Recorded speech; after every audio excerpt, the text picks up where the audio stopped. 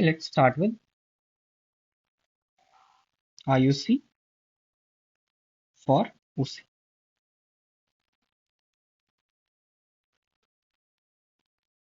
Okay, so now let's discuss about the hybridization. बहुत ही छोटा सा टॉपिक है हाइब्रिडाइजेशन कि मतलब ऑर्गेनिक में कितना काम आएगा उसके बेसिस पे है बस। ठीक है, तो हाइब्रिडाइजेशन कैसे निकालते हैं सर? हाइब्रिडाइजेशन होता है सिग्मा बॉन्ड,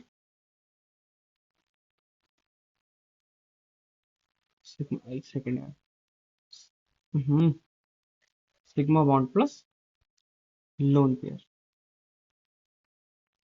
अब अब एक चीज आती है कि जो लोन पेयर होता है ना, लोन पेयर यहाँ पे यूज होता है ओनली लोकलाइज्ड, जो मतलब उसके ऊपर है ना। ये मैं आपको सवाल भी करके बताऊँ लोकलाइज्ड। ठीक है, लोकलाइज्ड लोन पेयर मतलब which is not in resonance. Sir अब रेजोनेंस क्या होता है आगे पढ़ेंगे। ठीक है, मतलब ये समझ लो, अगर लोन पेयर एटम के ऊपर है और वो कहीं नहीं जा रहा, कहीं भी रेजोनेंस में नहीं जा रहा है, कहीं भी बैक बॉन्डिंग नहीं कर रहा है, जिसका मतलब वो क्या है, वो लोकलाइज्ड है। ठीक है, और आपने 11th क्लास में केमिकल बॉन्डिंग वाले चैप्टर में रेजोनेंस पढ़ा है ना। तो लोकलाइज्ड लोन पेयर क्या होता है? Which is not resonating, which is not resonating. क्या इतनी बात समझ आई कि वो क्या कर रहा है, वो रेजोनेट नहीं कर रहा है। ठीक है, तो कुछ एग्जांपल्स देख लेते हैं, या मैं पहले कुछ आपको सॉल्व करके बताता हूँ। ठीक है, या तो पहले इस पे थोड़ी और डिस्कशन कर लेते हैं कि सर ये तो फॉर्मूला पढ़ा। हाँ, ये तो फॉर्मूला पढ़ा और मतलब होते लगा तो लाइक रेजोनेंस, ये हाइब्रिडाइजेशन असली में क्या होता है ना? आप ये पूछना चाह रहे हैं, तो ध्यान से देखो यहाँ पे। हाइब्रिडाइजेशन का मतलब होता है, एक तो ये मैंने फॉर्मूला बताया, मतलब इसका होता है मिक्सिंग ऑफ ऑर्बिटल्स। मतलब इसका क्या होता है, मिक्सिंग ऑफ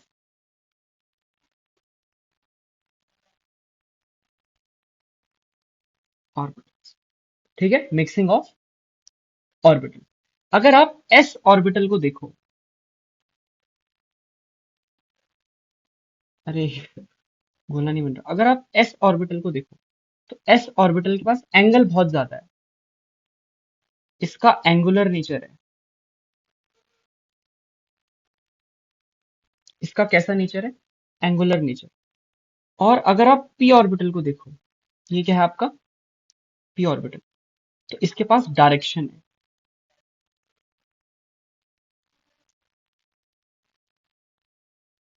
डायरेक्शनल नेचर।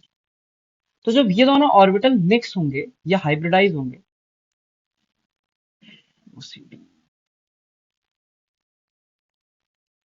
तो जब ये हाइब्रिडाइज होंगे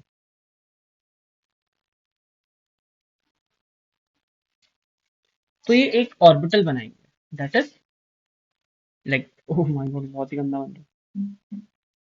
तो कुछ ऐसा ऑर्बिटल बनाएंगे, इसको आप बोलोगे sp ऑर्बिटल। ठीक है, इसे आप क्या बोलोगे, this is a sp orbital. अब देखो यहाँ पे क्या हुआ,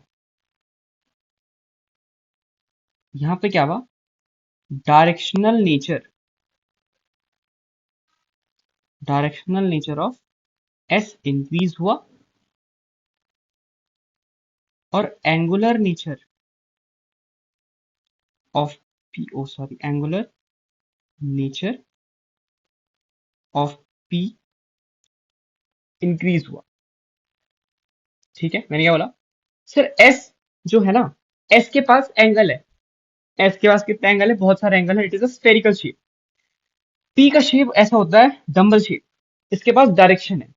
पर जब ये दोनों हाइब्रिडाइज किए, जब ये दोनों मिक्स हुए, तो s का डायरेक्शनल नेचर बढ़ गया p की वजह से, और p का एंगुलर नेचर बढ़ गया s की वजह से। ठीक है, now a hybrid orbital is a stable orbital. ठीक है, अब देखो मेन चीज, हाइब्रिड ऑर्बिटल जो होता है, अच्छा देखो ये this is a hybrid orbital,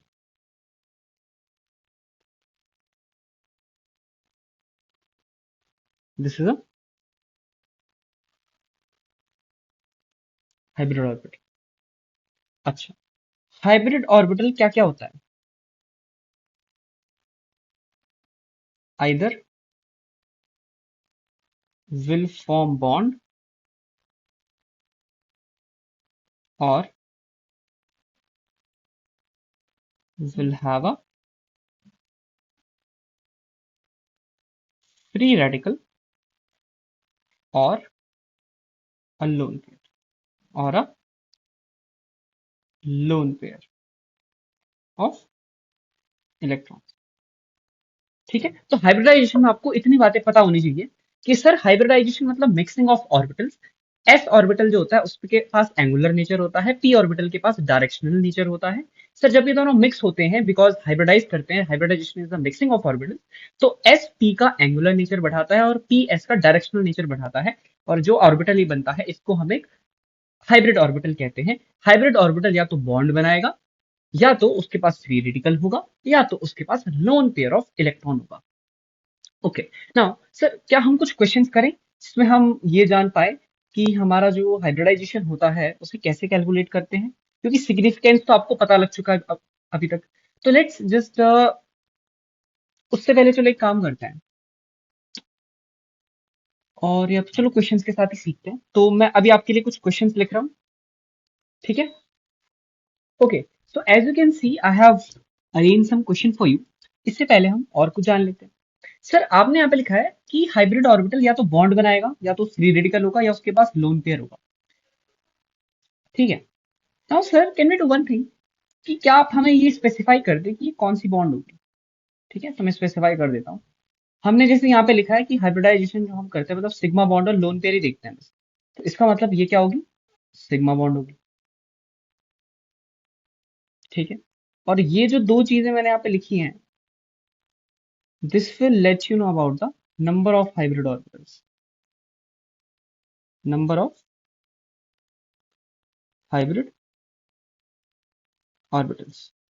और एक और चीज अगर मैं आपको बताऊं कि it is equal to number of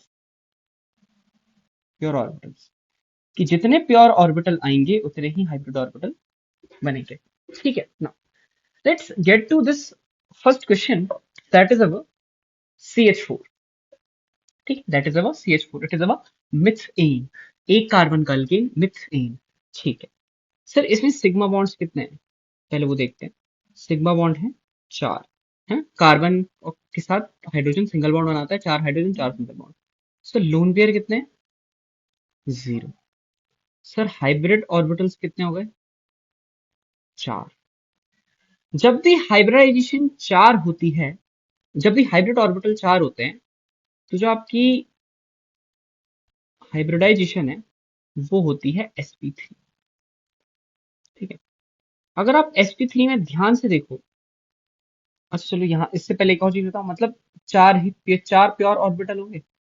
अगर हाइब्रिडाइजेशन हाइब्रिड ऑर्बिटल 4 है तो प्योर ऑर्बिटल भी 4 होंगे, तो इसका मतलब मैं 4 प्योर ऑर्बिटल ले लूंगा, जो कि होगा एक s और 3 p।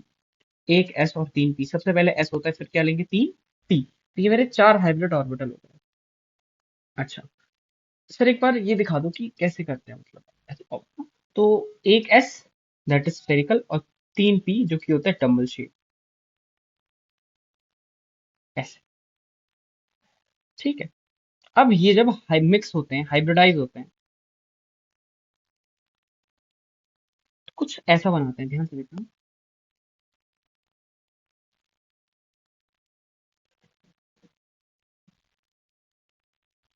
एक सेकंड, डायग्राम बनने में बेटा थोड़ी सी दिक्कत है, बाकी तो मतलब एक, ठीक है, 2 3 4, मतलब ऐसा समझो, एक ये है, 2 3, और ये आपका नीचे को बन जाता है ऐसे 4, ऐसा कुछ बनता है आपका, है ना? तो अगर आप इससे एक चीज ध्यान में लो, मतलब मैं ये बताना चाह रहा हूँ कि one is this, another one is this, another one is this, then we have this, and we have this. So this is your, these all are sp3। ये 4 ऑर्बिटल हैं और चारों sp3 है, ठीक है? तो कुछ ऐसा होता है ये, बाकी मैं आपको चलो डायग्राम्स इसके दिखा दूंगा। चलो ऐसा कुछ होता है, ठीक है ना। मेरे को ये बताओ, परसेंटेज एस कैरेक्टर कितना है? चार ऑर्बिटल है, चार ऑर्बिटल में से एक एस है, तो 1/4 that is 25% percentage S character है। अच्छा सर, यहाँ पे बॉन्ड एंगल कितना होता है? sp3 में बेटा बॉन्ड एंगल होता है 109.52। Very nice, very nice, very nice. यहाँ देखो, यहाँ देखो, हमेशा एक एटम का हाइब्रिडाइजेशन कैलकुलेट होता है, ठीक है। यहाँ देखो, इसके सिग्मा बॉन्ड बताओ। सर एक कार्बन की सिग्मा बॉन्ड बताएं तो दो हाइड्रोजन के साथ है, एक कार्बन के साथ है, तीन सिग्मा बॉन्ड है। लोन पेयर कितने हैं सर? जीरो। हाइब्रिड ऑर्बिटल कितने होंगे सर? तीन। मतलब प्योर ऑर्बिटल भी कितने होंगे? तीन। इसकी हाइब्रिडाइजेशन निकालो। सर वो हो जाएगी एक प्योर ऑर्बिटल और दो प्योर ऑर्बिटल, तीन pure orbital that is sp2। इसकी हाइब्रिडाइजेशन क्या हो जाएगी? sp2। जब भी हाइब्रिड ऑर्बिटल्स तीन होंगे, हाइब्रिडाइजेशन क्या है? sp2। अच्छा, इसका स्ट्रक्चर कैसे होता होगा? इसमें भी एक एस और दो पी मिलके कुछ ऐसा स्ट्रक्चर होता है इसका, है ना, ऐसा। ठीक है। अच्छा, इसमें मेरे को परसेंटेज एस बताओ। सर परसेंटेज एस है यहाँ पे 1/3 दैट इज 33.33%। और बॉन्ड एंगल है मेरा, कितना है मेरा bond angle? That is my 120 degrees. Okay. Sir इधर आइए, जो सिग्मा बॉन्ड है ना, यहाँ पे सिग्मा बॉन्ड दो है बस, एक हाइड्रोजन के साथ एक कार्बन के साथ। लोन पेयर कितने हैं? जीरो। बाकी के क्या है? पाई बॉन्ड, हमें उनसे मतलब नहीं है। हाइब्रिड ऑर्बिटल है दो, that is equal to pure orbital. ना, एक बात सुनो, जो हमारा परसेंटेज एस कैरेक्टर होगा यहाँ पे, वो कितना होगा? Sir that is 50%।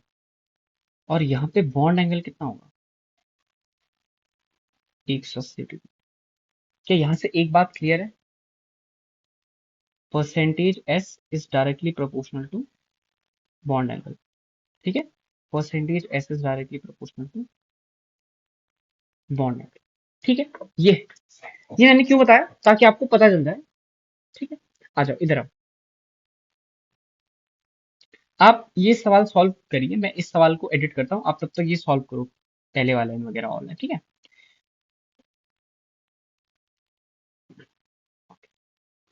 हर एक एटम का हाइब्रिडाइजेशन बताना है आपने, हर एक एटम का, ठीक है। सर इस कार्बन का बताओ। इस कार्बन ने तीन हाइड्रोजन के साथ बॉन्ड बनाए हैं, एक कार्बन के साथ, इट इज sp3। ये भी सेम है, या तो इनको ऐसे नहीं करते हैं। I have a better idea. क्या समझ में आ रहा है बात? आपको अच्छे से सिखाऊंगा बेटा। देखो ये है ना, ठीक है। चलो सबसे पहले इनके वो ड्रॉ करते हैं। सर इसके पास तीन हाइड्रोजन है ऐसे, इसके पास भी तीन हाइड्रोजन है। सर इसके पास लोन पेयर है। अच्छा सर, यहाँ पे यहाँ पे है sp3, यहाँ पे है sp3, चार सिग्मा बॉन्ड। सर यहाँ पे तीन सिग्मा बॉन्ड है, sp2। सर ऑक्सीजन पे एक लोन पेयर, दो लोन पेयर, एक सिग्मा बॉन्ड, तीन है इसके हाइब्रिड ऑर्बिटल्स। सर तीन हाइब्रिड ऑर्बिटल्स का मतलब ये भी sp2, ठीक है।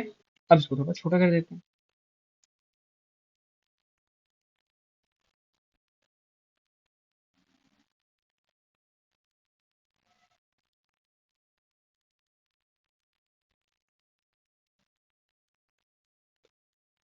आई होप आपको ये समझ में आया होगा। क्यों ना आप दूसरा सवाल करें खुद से, that is this question. It is also very easy question. पहले मैं इसको थोड़ा बड़ा करके दिखाऊंगा। ध्यान से देखो, ध्यान से देखो। सर यहाँ पे एक हाइड्रोजन है, जो कि इसी के साथ सीध में होगा, एक हाइड्रोजन। यहाँ पे दो हाइड्रोजन है, ठीक है। इसके पास दो लोन पेयर है, इसके पास दो लोन पेयर है। अब ध्यान से देखो, आपने इनऑर्गेनिक केमिस्ट्री में, आपने केमिकल बॉन्डिंग चैप्टर में एक चीज पढ़ी है कि यहाँ देखो, देखो ये एक पी ऑर्बिटल होगा यहाँ पे। मतलब ऐसे समझ लो कि these are the lone pair in orbital, ठीक है। ये लोन पेयर एक पी ऑर्बिटल में है, ठीक है, these are the lone pair in P orbital. ये या तो प्योर पी में भी हो सकते हैं या हाइब्रिड में भी हो सकते हैं, पर ये है एक पी में। एक पी ऐसा यहाँ पे होगा और एक पी ऐसा ही यहाँ पे भी होगा। तो आप एक चीज देखना, ये वाला पी, ये वाला पी और ये वाला P, they will be parallel to each other. ठीक है, ये वाले पी क्या होंगे, ऐसे होंगे, पैरेलल होंगे एक दूसरे से। ओके, अब इसमें मैं क्या कहना चाह रहा हूँ कि सर एक पी ये है, एक पी ये है, और एक पी यहाँ पे है। यहाँ पे लोन पेयर है, यहाँ पे बॉन्ड बना है, और यहाँ पे भी बॉन्ड बना है। ये देखो, ये पाई बॉन्ड बना है ऐसे करके। तो सर क्या हो सकता है कि ये वाला इलेक्ट्रॉन यहाँ आए और ये बॉन्ड ऐसे टूट जाए। ठीक है, इसी को हम क्या बोलते हैं, रेजोनेंस। समझ रहे हो? देखो चलो, अभी रेजोनेंस आपको मैं समझाऊंगा, अभी आप ये समझ लो, this is lone pair single double. जब भी लोन पेयर सिंगल डबल होता है तो ये रेजोनेंस कर सकता है। ठीक है, और एक ही बार रेजोनेंस होता है। सर ये वाला लोन पेयर है डीलोकलाइज्ड, ये वाला लोन पेयर है लोकलाइज्ड, और सर ये वाले दोनों लोकलाइज्ड हैं, क्योंकि डबल बॉन्ड पे they can't do resonance like that. ठीक है, अब कर कैलकुलेट करते हैं हाइब्रिडाइजेशन। इधर आओ सर, यहाँ पे इस कार्बन की sp है, इस कार्बन की भी sp है, इस कार्बन की sp3 है, इस कार्बन की sp2 है, इस ऑक्सीजन की, ध्यान से देखो, एक सिग्मा बॉन्ड, दो सिग्मा बॉन्ड, और तीसरा लोन पेयर, तीन sp2, this is a sp2 hydrogen oxygen, and this is what, sir एक दो तीन, this is a sp2, this is also sp2। बात समझ आई? रेजोनेंस आपको उतना अच्छे से अभी शायद नहीं समझा पाया मैं, but in the upcoming lectures I will definitely teach you that. मतलब देखो क्या होता है ना, रेजोनेंस इज नथिंग बट, ध्यान से देखो, आपके पास पी ऑर्बिटल्स हैं ऐसे एक लाइन में लगे हुए हैं। तो इस पी ऑर्बिटल के पास, फॉर एग्जांपल आप ऐसे समझो, बेंजीन का एग्जांपल लेते हैं। ये बेंजीन है, इसमें पी ऑर्बिटल्स ऐसे पैरेलल है एक दूसरे के सारे। यहाँ पे एक डबल बॉन्ड है, फिर यहाँ पे एक डबल बॉन्ड है, फिर यहाँ पे एक डबल बॉन्ड है। यहाँ बीच में खाली स्पेस है, डबल बॉन्ड नहीं है, सिर्फ सिंगल बॉन्ड है। अब क्या होता है, यहाँ से जो इलेक्ट्रॉन है ना, ये ऐसे चलना स्टार्ट करते हैं ऐसे, and they make a ring, और इलेक्ट्रॉन्स ऐसे रिवॉल्व करते रहते हैं। इसीलिए आप देखते हो कि एक बार बेंजीन ऐसा दिखता है, एक बार बेंजीन ऐसा दिखता है, बट इनमें से कोई भी रियल बेंजीन नहीं है, क्योंकि बेंजीन रियल में ऐसा दिखता है। अब ये गोला कैसा है, क्योंकि ये पाई बॉन्ड से घूमे, दिख रहा है गोला, ये पाई बॉन्ड से घूम रहे हैं रिंग में, गोला दिख रहा है ना? तो मतलब रेजोनेंस कुछ नहीं है कि पी पैरेलल पी ऑर्बिटल में इलेक्ट्रॉन का आगे पीछे जाना इज रेजोनेंस। ठीक है, पैरेलल पी ऑर्बिटल्स में इलेक्ट्रॉन का आगे पीछे जाना इज रेजोनेंस।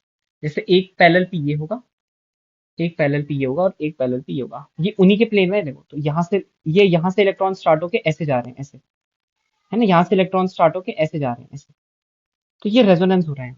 सेम यहाँ पे देखो, सेम यहाँ पे देखो, नाइट्रोजन के पास होते हैं, कितने लोन पेयर होते हैं नाइट्रोजन के पास, एक लोन पेयर होता है बस। इसके पास कितने हैं, दो लोन पेयर। अब देखो, पाई बॉन्ड बनी है, पी ऑर्बिटल होगा। पाई बॉन्ड कैसे बनती है, प्योर पी से, ये पी, ये पी, और एक पी यहाँ पे।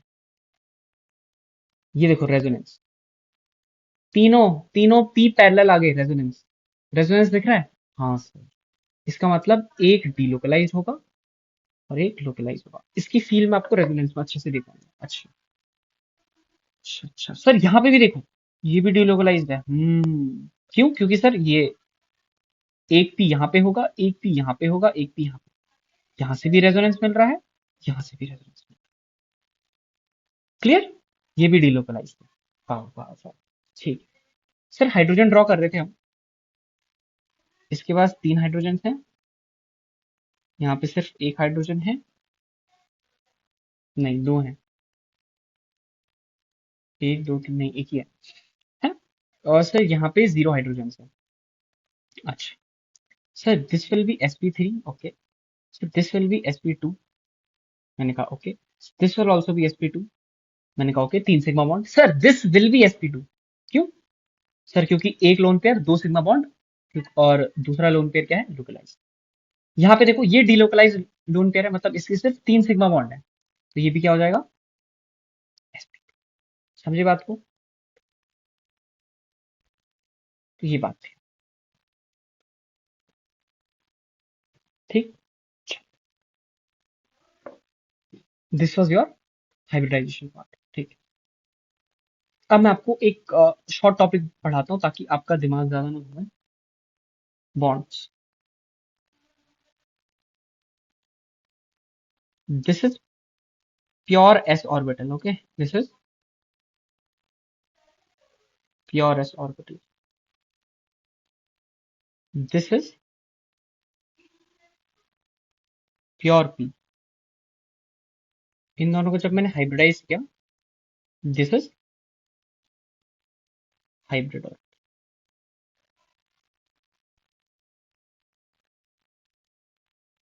ठीक है, चलिए आपकी जिंदगी में थोड़े रंग भर गए।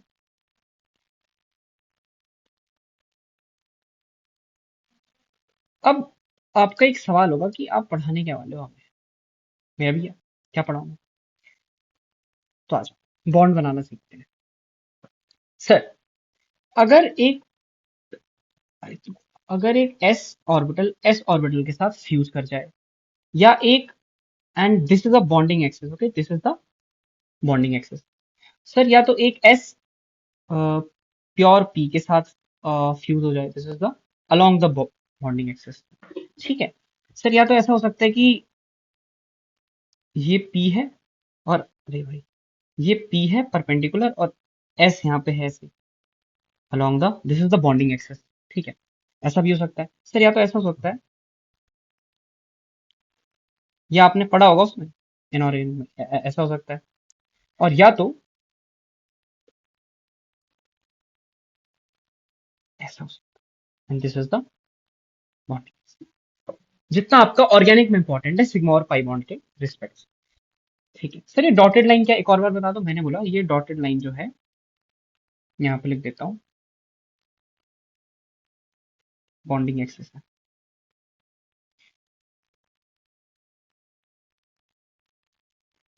ठीक है, जो जब एस एस ओवरलैप करते हैं, ये होता है सिग्मा बॉन्ड।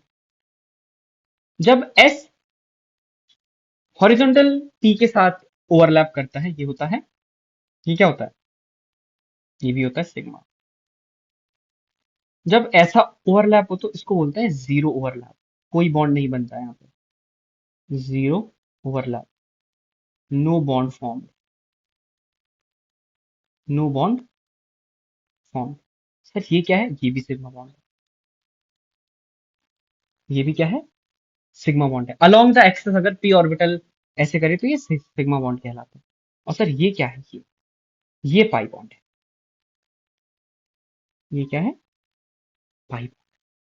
अच्छा, इसका मतलब, let this is the X axis, ये क्या है, एक्स है, एक्स एक्सेस है। ठीक है, तो ये क्या होगा, सर ये भी एक्स होगा। सर, आप सिग्मा पे एक्स वाई जेड क्यों नहीं लिख रहे हो? बिकॉज मैंने क्या बात बताई थी, सिग्मा जो ऑर्बिटल है प्योर, सॉरी सिग्मा बोल रहा हूँ, सॉरी सर, एस ऑर्बिटल पे क्यों नहीं बना रहे X Y? Because S orbital का सिर्फ एंगुलर नेचर होता है। देखो मैंने यहाँ पे लिखा है एस ऑर्बिटल का एंगुलर नेचर होता है, और पी ऑर्बिटल का होता है डायरेक्शनल नेचर। अच्छा, अगर ये एक्स है तो ये वाई और जेड हो सकता है, पर यहाँ पे ओवरलैप होगा, दिस इज जीरो ओवरलैपिंग। ठीक है, ये एक्स है तो ये भी एक्स होगा, ये भी एक्स होगा। अच्छा, ये दोनों वाई और जेड, और दोनों वाई वाई होंगे। यहाँ देखो, एक और चीज समझोगे? अच्छा, एक और चीज समझाता हूँ अभी अभी। ये देखो, अगर ऐसी ओवरलैपिंग भी हो गई,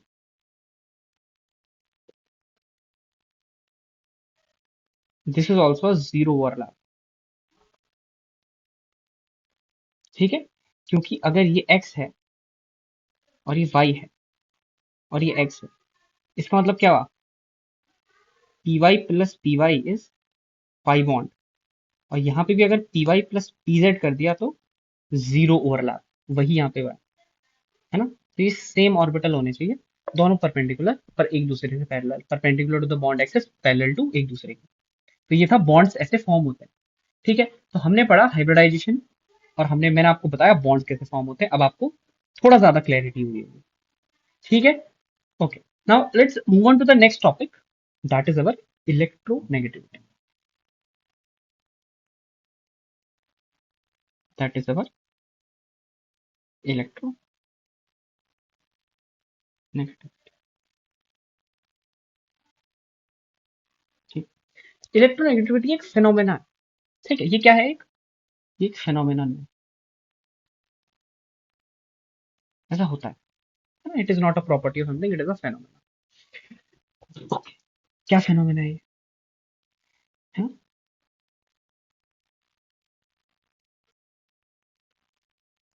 ability of atom to attract shared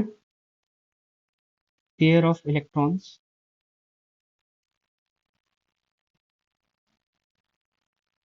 towards itself, towards itself. Ability of atom to attract shared pair of electron towards itself in a covalent bond.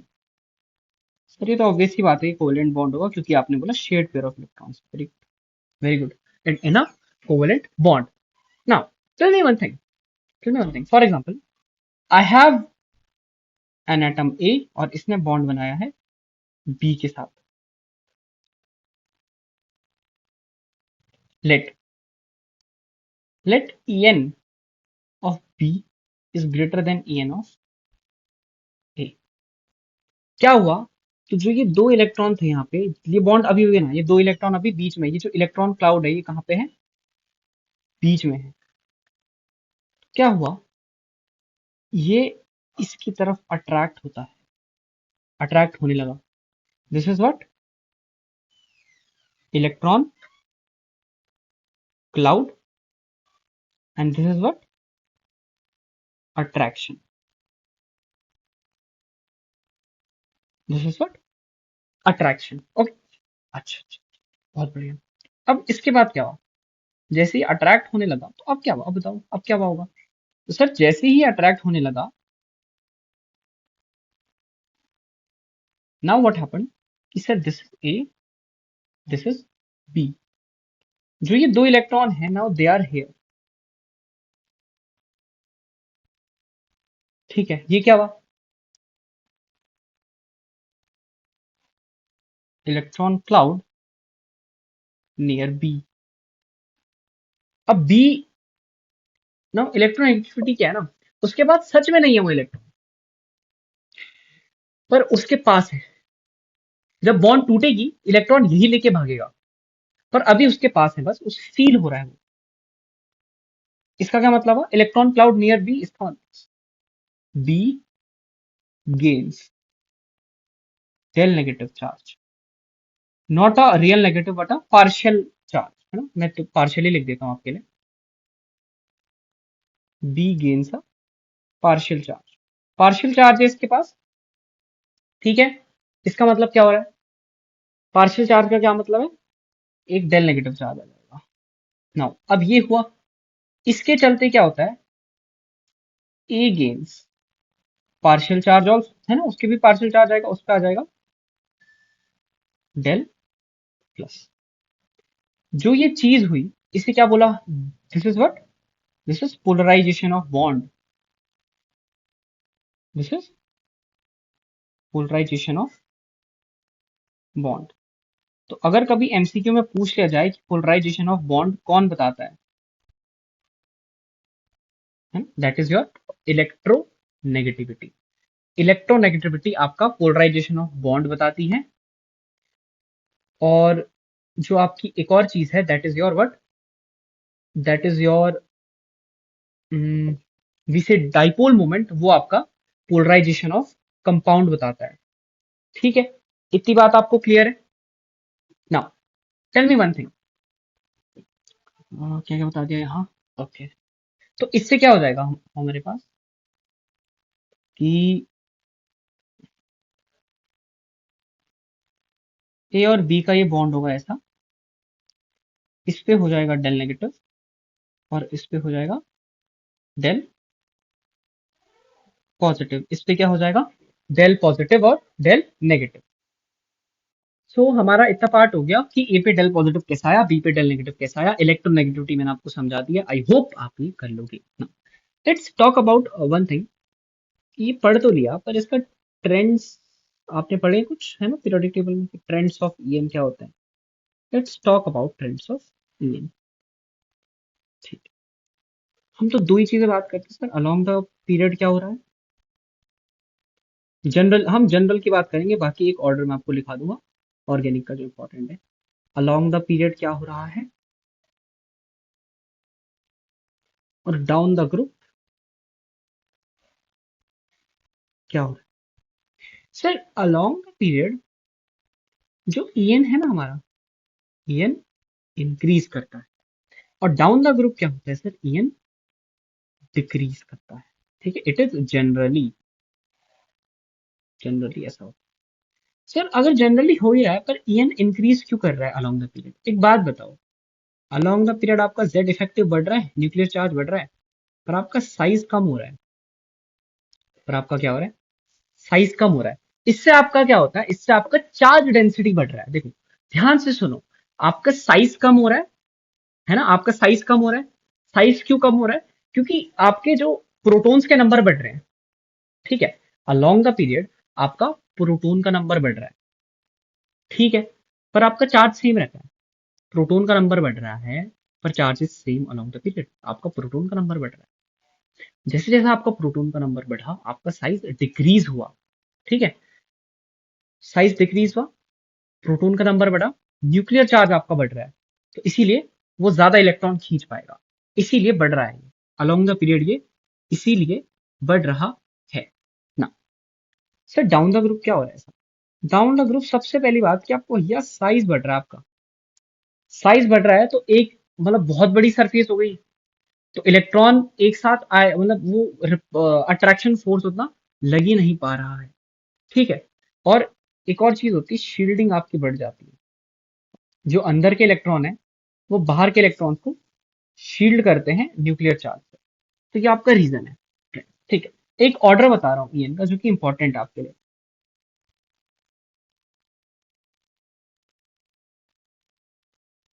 Order of EN that is important for what, that is important for organic chemistry. ध्यान से। Sir सबसे पहले तो हमारा fluorine आता है, फिर oxygen आता है। सर इनऑर्गेनिक में इसके बाद नाइट्रोजन आता था, पर मैंने बोला नहीं बेटा, यहाँ पे कार्बन sp हाइब्रिडाइज कार्बन आएगा, एन, फिर आ जाएगा कार्बन sp2, फिर आ जाएगा कार्बन sp।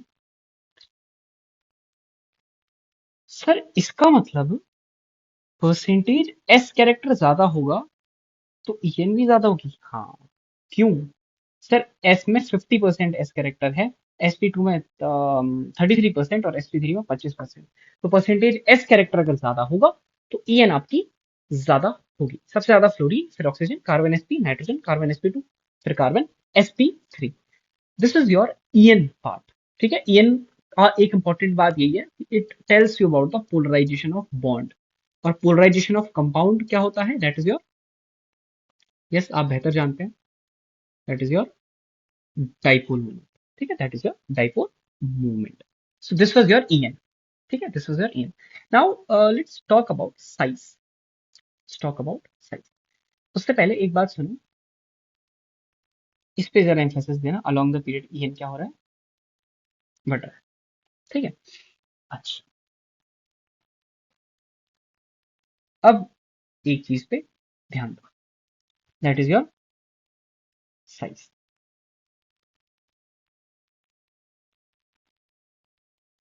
या एटॉमिक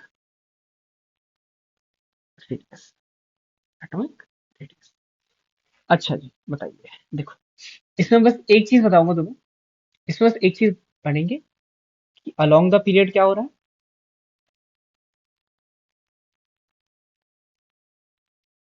और डाउन द ग्रुप क्या हो रहा है। ठीक है, sir along the period size क्या हो रहा है, घट रहा है, डाउन द ग्रुप साइज क्या हो रहा है, बढ़ रहा है।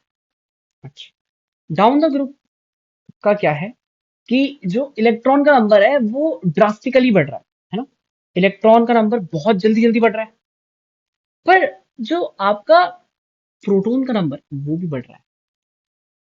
अच्छा, एक चीज ध्यान से सुनना, जो आपका चार्ज है ना, जो वैलेंसी वगैरह, वो आपकी डाउन द ग्रुप तो सेम है, आपका charge down the group same है, पर आपका इलेक्ट्रॉन बहुत ज्यादा है। तो जब आपका नंबर ऑफ प्रोटॉन्स, मतलब they are same as the number of electrons, but जो आपका चार्ज है दैट इज योर वैलेंसी, जो एक्स्ट्रा में है, एक्स्ट्रा में आपका क्या है, इलेक्ट्रॉन ही है। ठीक है, तो डाउन द ग्रुप साइज बढ़ रहा है आपका, क्यों साइज बढ़ रहा है, नंबर ऑफ इलेक्ट्रॉन ड्रास्टिकली बढ़ रहे हैं और बहुत फैल जा रहे हैं। अलोंग द पीरियड साइज घट रहा है, अलोंग द पीरियड साइज क्या हो रहा है, घट रहा है। क्यों घट रहा है भाई, अलोंग द पीरियड साइज क्यों घट रहा है, क्योंकि आपकी एक चीज है that is your, along the period आपका जो चार्ज है, जो आपका चार्ज है वो बहुत ज्यादा बढ़ जाता है। अलोंग द पीरियड चार्ज बढ़ रहा है, इसीलिए साइज कम हो रहा है, क्योंकि वो खींच रहा है। या ऐसे समझो कि डाउन द ग्रुप शील्डिंग अच्छी है आपकी, बहुत अच्छी, शील्डिंग इज गुड, शील्डिंग भी बढ़ रही है। शील्डिंग बढ़ेगी तो अंदर के इलेक्ट्रॉन बाहर वाले इलेक्ट्रॉन को शील्ड करेंगे कि तुम अंदर नहीं आ सकते हो, साइज बढ़ रहा है। अलोंग द पीरियड शील्डिंग जैसा कुछ नहीं होता, तो साइज घट जाता है। This was your atomic radius of size. ठीक है, अब हम ईएन के कॉन्सेप्ट और साइज के कॉन्सेप्ट को लेके एक बहुत ही इंपॉर्टेंट कॉन्सेप्ट पढ़ेंगे, दैट इज चार्ज डेंसिटी।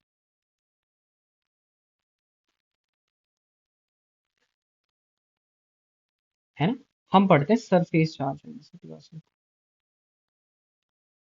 ठीक है ना, that is cued. Charge density क्या होता है,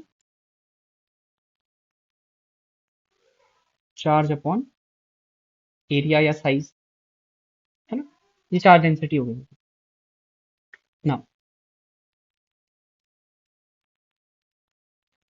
along the period, sir along the period जो मेरा साइज है वो घट रहा है, और मेरा चार्ज है वो बढ़ रहा है। अलोंग द पीरियड क्या हो रहा है, चार्ज बढ़ रहा है और साइज घट रहा है। तो क्या हो रहा है, चार्ज डेंसिटी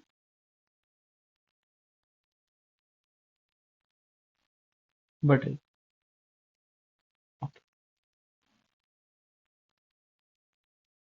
चार्ज डेंसिटी बढ़ रही है। तो आपको अलोंग द पीरियड क्या देखना है, ईएन देखना है आपको। अलोंग द पीरियड क्या देखना है, ईएन इज द फैक्टर। ठीक है, अलोंग द पीरियड ईएन बढ़ता है, चार्ज डेंसिटी भी बढ़ रही है। ठीक है, और डाउन द ग्रुप, अभी ये इनऑर्गेनिक के पर्सपेक्टिव से बताया, ऑर्गेनिक के पर्सपेक्टिव से देखेंगे। डाउन द ग्रुप क्या हो रहा है, चार्ज सेम है, तो साइज बढ़ रहा है। अच्छा, इसका मतलब क्या हुआ, charge constant, area increasing, the charge density decreasing. Charge density क्या हो जाती है, डिक्रीज। इसका क्या मतलब हुआ, है ना, डिक्रीज हो रही है। अच्छा, तो हम along the period EN check करते हैं, ईएन हमारा फैक्टर होता है। डाउन द ग्रुप क्या होगा, एनी गेसेस, जिस बच्चे ने भी बोला size, that is absolutely correct. ठीक, साइज इज द फैक्टर। तो यहाँ पे मैं लिख देता हूँ,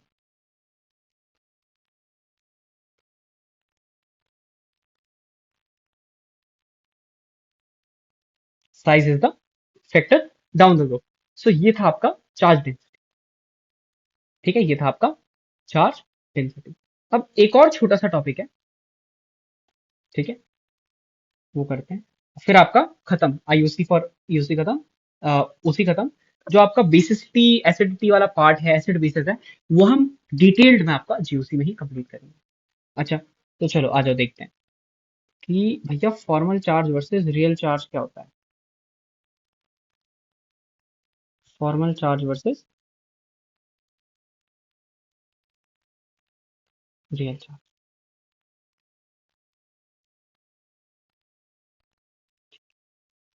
what is formal charge, when more bonds are formed than usual।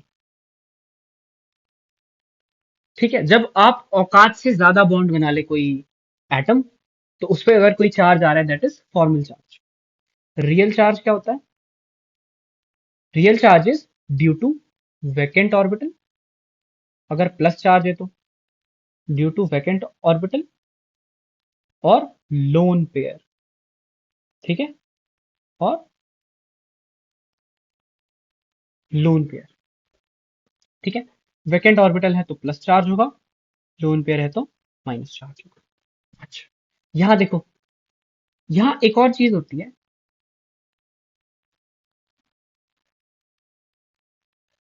Formal charge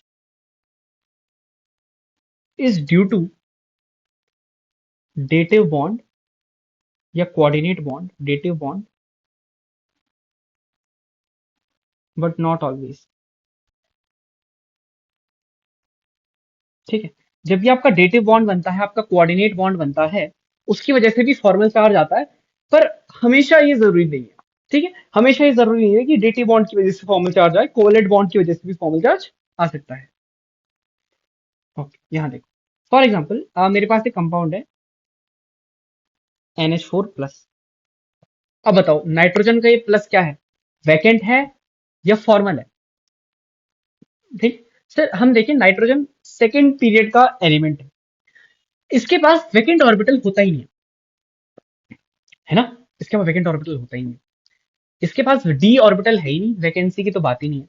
sir ये फॉर्मल चार्ज, नाइट्रोजन का जो अगर ऐसा NH4+ आ गया, नाइट्रोजन 3 बॉन्ड बनाता है, औकात से ज्यादा बॉन्ड बना रहा है, ठीक है, formal charge.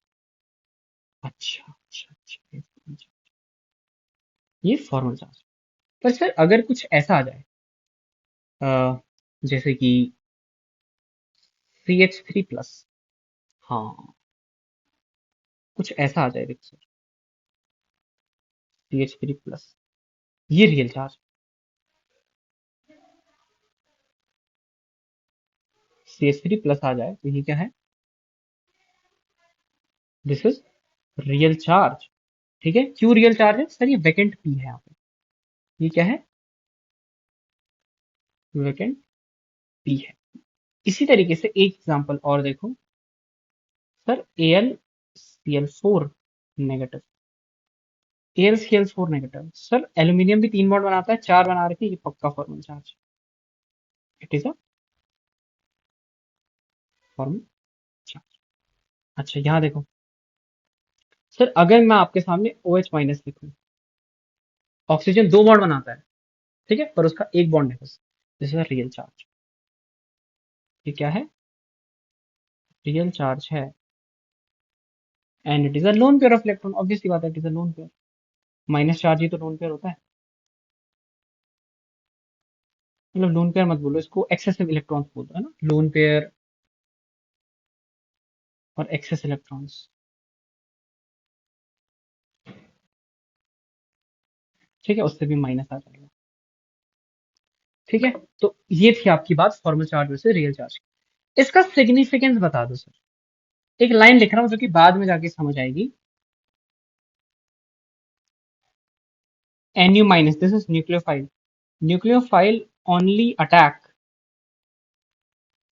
On real charge. ठीक है, अब तुम बोलोगे सर वो माइनस है, उसको तो प्लस चाहिए। हाँ सर, वो फॉर्मल पे क्यों नहीं अटैक कर रहा? बेटा क्योंकि न्यूक्लियोफाइल 2 एक्स्ट्रा इलेक्ट्रॉन लेके आता है। न्यूक्लियोफाइल क्या लेके आता है? 2 एक्स्ट्रा इलेक्ट्रॉन लेके आता है, और उसको वो 2 एक्स्ट्रा इलेक्ट्रॉन रखने के लिए जगह भी चाहिए। पर सर NH4 का स्ट्रक्चर दिखा दो एक बार, ताकि हमें और समझ आ जाए कि आपने ये जो लिखा है कि nucleophile only attack on real charge, इसका क्या मतलब है? तो मैंने बोला आ जाओ NH4+ का स्ट्रक्चर देखते हैं, और एक बारी CH3+ का स्ट्रक्चर। सर ये N है, ये N है, H, दोनों को थोड़ा अच्छे से बनाते हैं ना, H H H, ये हमारा सिग्मा बॉन्ड है, और सर यहाँ पे इसके पास दो इलेक्ट्रॉन थे जो कि इसने किसी हाइड्रोजन को दे दिया। हाइड्रोजन अपना डब्बा लेके खड़ा था, इसने दे दिया, और इस पे एक प्लस चार्ज आ गया क्योंकि इसके इलेक्ट्रॉन इससे चले गए। This is the structure of what? NH4 positive. Structure of NH4 positive.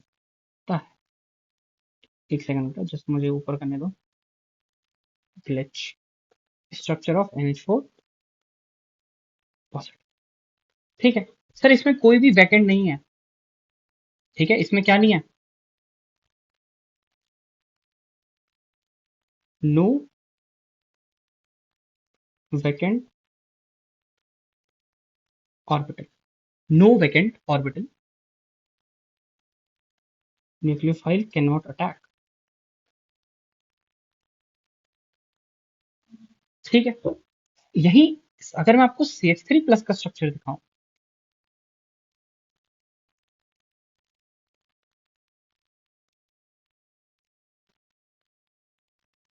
ठीक है, ऐसा ही होता है कुछ। नाउ इसका जो प्लस है, ये क्यों प्लस है? सर ये इस वैकेंट ऑर्बिटल की वजह से प्लस है। ये किसकी वजह से प्लस है? ये इस वैकेंट ऑर्बिटल की वजह से प्लस है। Now this is one more important. This is the vacant orbital. This is a vacant orbital. तो अगर कोई इलेक्ट्रॉन होगा हमारे पास, अगर हमारे पास कोई इलेक्ट्रॉन होगा, फॉर एग्जाम्पल कोई न्यूक्लियोफाइल होगा, this is our nucleophile, it can attack easily. Yes, nucleophile can attack. ठीक है, nucleophile can attack. So this was your difference between और the importance of formal charge and real charge. I hope आपको ये बात समझ में आई होगी। Now formal charge वाले जो ये हैं NH4 plus, this is not electrophile. AlCl4 is not a nucleophile. जहाँ की रियल चार्ज वाला CH3 positive is the nucleophile that is the electrophile that is a carbocation, and OH minus is the electrophile base that is a OH minus। ठीक है, तो ये था आपका class. Thank you for listening. Next class we are starting with GOC। तो ये सारा आप रिवाइज करना, specially the IUC part. Okay, all best.